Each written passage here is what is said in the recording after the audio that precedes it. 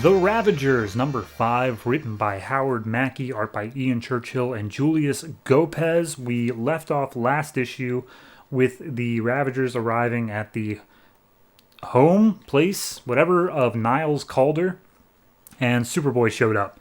And at this point, they all come into his facility, which he calls a safe house, and he's like, hey guys, here's the deal.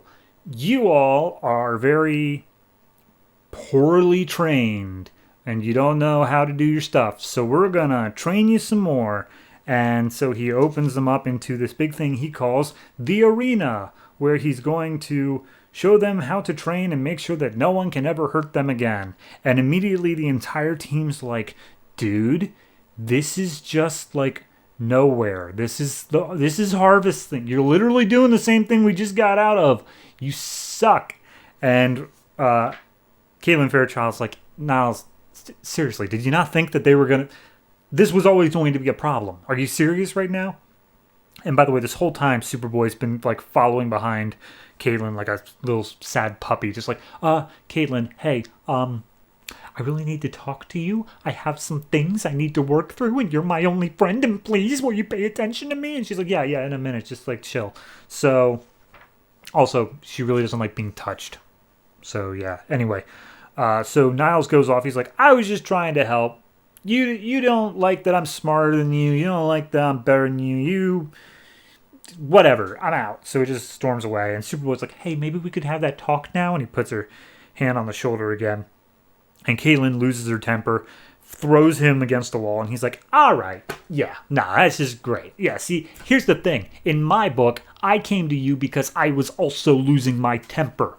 And I needed to talk about that. So here, how about this? I need you to tell me who I am. If you want to fight me during it, so be it. And she's like, bring it. There's just a full page here of him being like, who am I? What purpose was I made for? Tell me that stuff. And they're just beating each other up throughout the whole thing.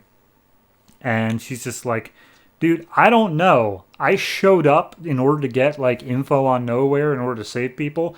And I got myself put on your project because I cared about your well-being. I don't know anything about how you were made, why you were made, anything like that. And he's like, well, that sucks. I need some purpose. I need some reason to go on. So then we follow the rest of the team who were like, maybe we should just bail. This place kind of sucks. Let's go. But Thunder's there, and he starts having some sort of weird seizure, which starts blasting his like energy powers everywhere. And Niles comes up and he's like, Dr. Fairchild to the ER quickly now, run. So the fight between Superboy and Fairchild continues on. And Fairchild basically just tells him like, yeah, look, I can't help you. I literally can't give you what you're looking for. You're looking for a purpose. I'm what the hell's the point of our book? Beats me. So at that point, Superboy seemingly knocks her out, at least visually, but she's still talking. She's still just like, okay, well, they're calling for me in the ER, so could you get me over there? So Superboy flies her down, and we see that now they're unable to even approach the body because Thunder's just giving off that much energy. And Superboy's like, well, I mean, I can get through it. So he just zooms in there, gets to Thunder, calms him down long enough that he's unable to get his powers out, and then he once again falls into like a coma state or something like that. So they get him on an operating table and start operating on him. And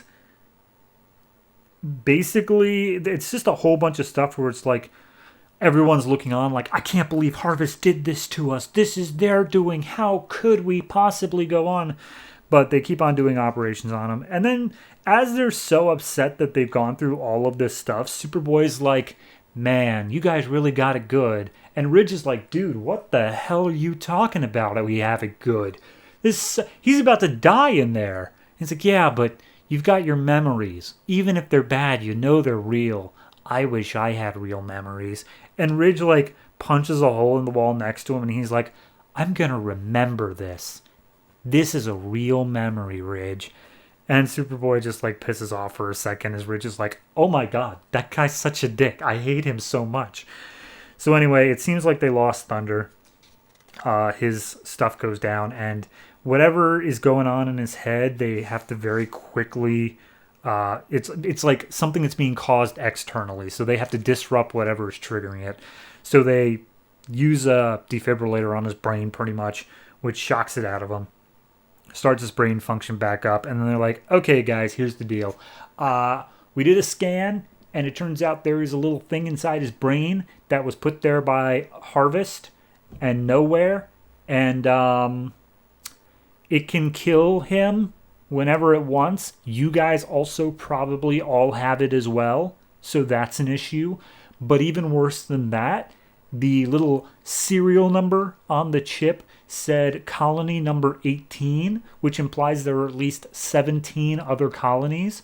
So immediately the Ravagers are like, oh, this is the point of our book. We're going to go and save all those other colonies. Hell yeah, we finally found a purpose. So at that point, they all start getting geared up, start making their way out the door, and it's like, all right, guys, now our job is to take down all the facilities. Ravagers, engage! And also Superboy's there. So, yeah, they have a plan now, I guess. Why not? So, I don't dislike the idea of them going and freeing other metahumans who were trapped. Mind you, that is literally the exact same thing that early Teen Titans was, but I'm okay with it in the sense that it's a fine enough idea. They know that these things exist. They know a little bit about how to track them. It's a fine enough idea. I just really... There's no way the culling sold well enough that they think it's a good idea to revisit that, right? Like, I cannot believe that. So, yeah, I don't know. It's fine from an individual standpoint. A little bit melodramatic at points, but I feel like this book always has been. It's just like, why did this happen to us? So, yeah, I'm going to say it's a 6. Like, I can't...